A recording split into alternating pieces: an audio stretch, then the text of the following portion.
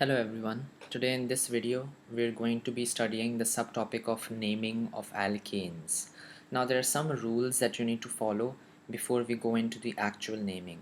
Now we're all used to the typical names of this alkane progressive series like methane, ethane, propane, pentane, butane and so on.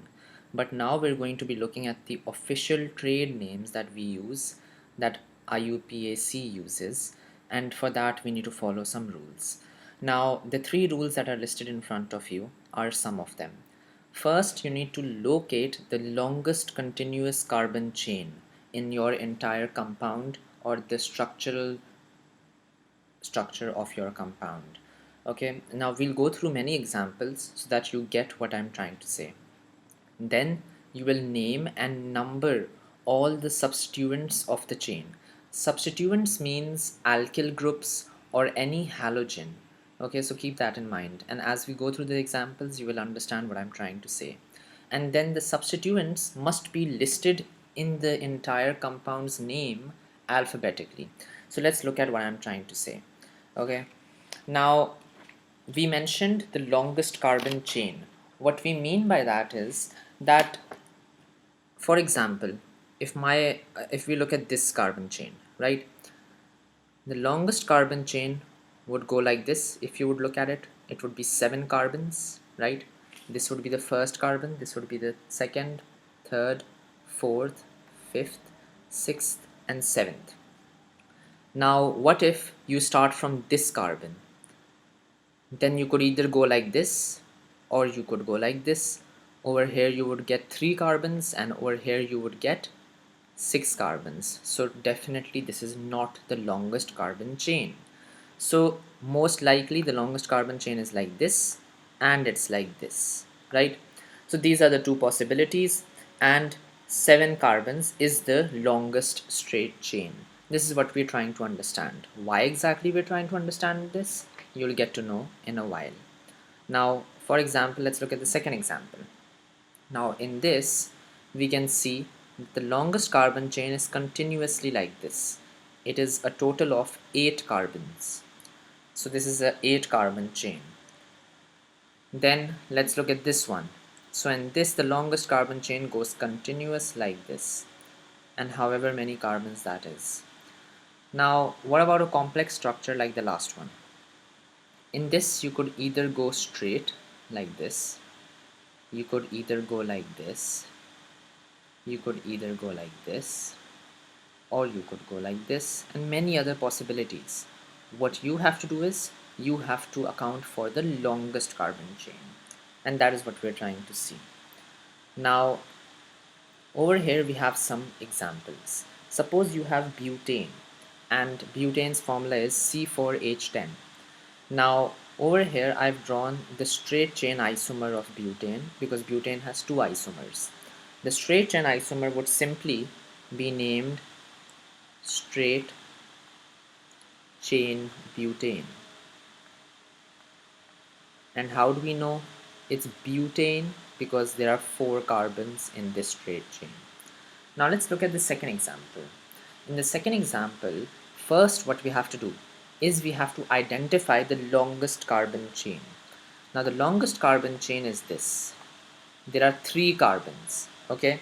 So if it's 3 carbons, that means the name that will come in the end is propane. But the name is not only propane, that is what we are trying to understand. First you have to see, if this is the longest carbon chain,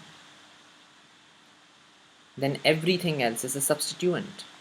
There is one methyl substituent, or one carbon substituent is called methyl, and now we have to number it. Which carbon from the longest chain is the methyl substituent on? It's on the second carbon, right? We can see that the methyl substituent is on the second carbon. So this compound would be called 2-methyl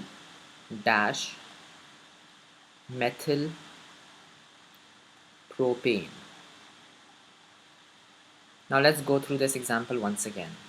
The 2 is there because the methyl group is on the second carbon of the longest chain. Propane is there because 3 carbons is the longest carbon chain of this compound. So 2-methyl propane is an isomer of butane. Now let's look at pentane. We know that pentane's formula is C5H12, right? So let's look at that.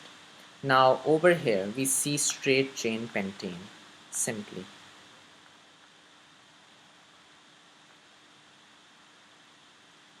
Now pentane has 3 isomers, right? So let's look at the second one. Now in the second one, we can see that the longest carbon chain is simply 4 carbons. 1, 2, 3, and 4. There is a methyl group on the second carbon, so the name would be 2-methyl butane. Now why is it butane?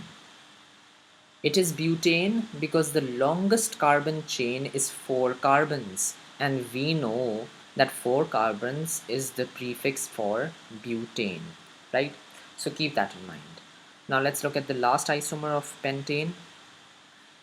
Now over here, the straight longest chain is going to be of 3 carbons in any possible way if you look at it. Now what are the substituents? There are 2 methyl substituents, 2 methyl branches on the second carbon. So the name would be 2, 2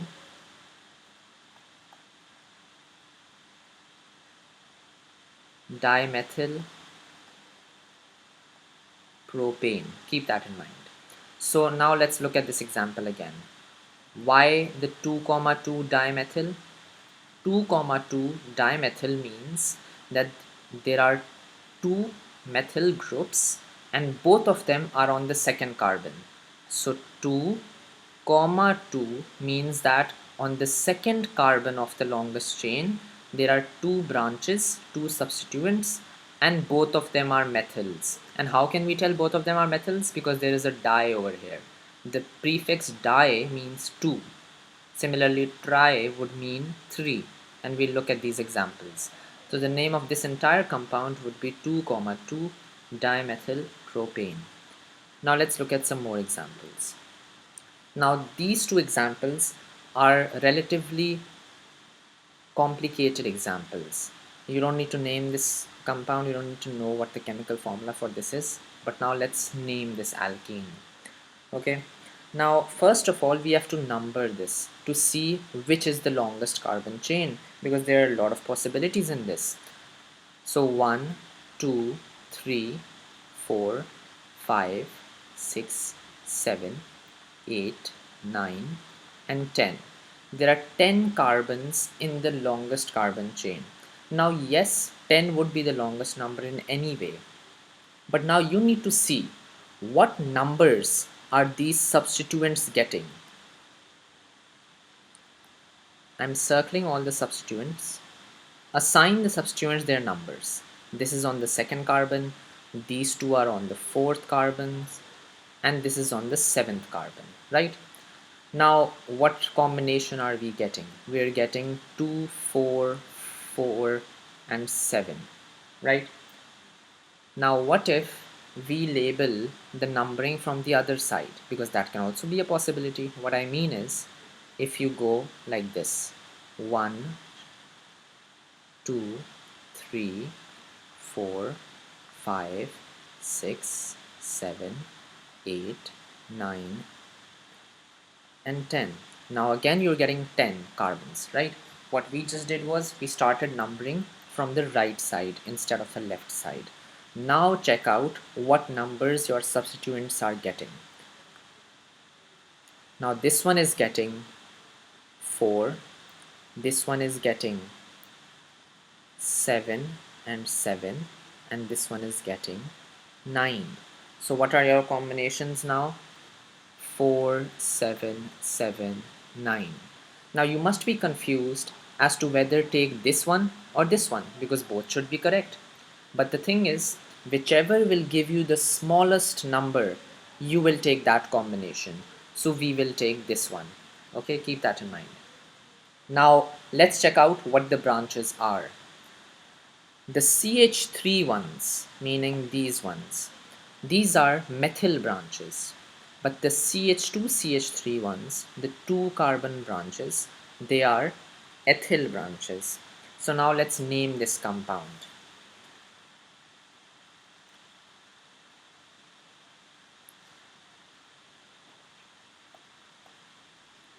First of all, the name would be,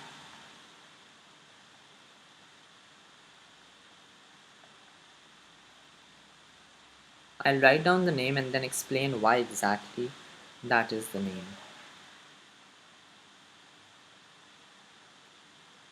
Quite a long name for this one. So let's look at that. Now 4,4,7 triethyl 2-methyl decane. Okay, now let's start off with why exactly it is the name. Decane is there because it is a 10 carbon chain. 2-methyl because the methyl is on the second carbon. We can see that.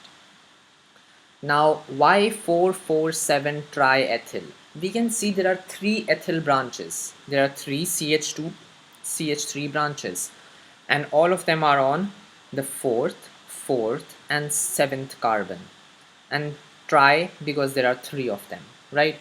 But why exactly is the name 4,4,7 triethyl 2-methyl decane and not 2-methyl 4,4,7 triethyl decane? Why can't it be the other way around?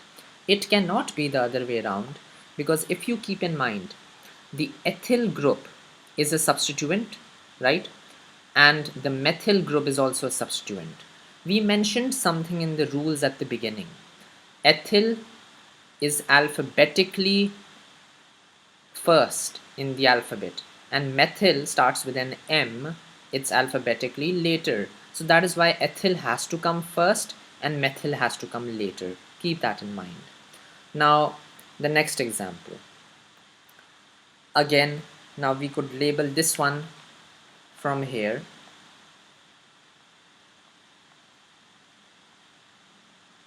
or we could label it from here. It will be the same thing. You just have to see which one will give a smaller number for the substituents. Now the substituents are over here, right? I'll tick them so that you can see. All of them are methyl substituents. Now let's number them. Let's give them the numbers. One possible combination would be 2, 3, 7, right? And the other possible combination would be 2, 2, 6, 7. If you count from the left and the right side, if you clearly see 2267 is a better option than 2377 because 2267 gives more substituents the smaller number, and that is what you have to give preference to. So then the name of this compound would be 2267. It'll be tetramethyl. Why tetramethyl? Because there are 4 methyl groups. Octane, right? So this is the entire name, and all of them can be together because the substituents is of one type, which is methyl. And that is it for this video. Hope you have understood the naming of alkanes, and this is how we do official naming. Thank you.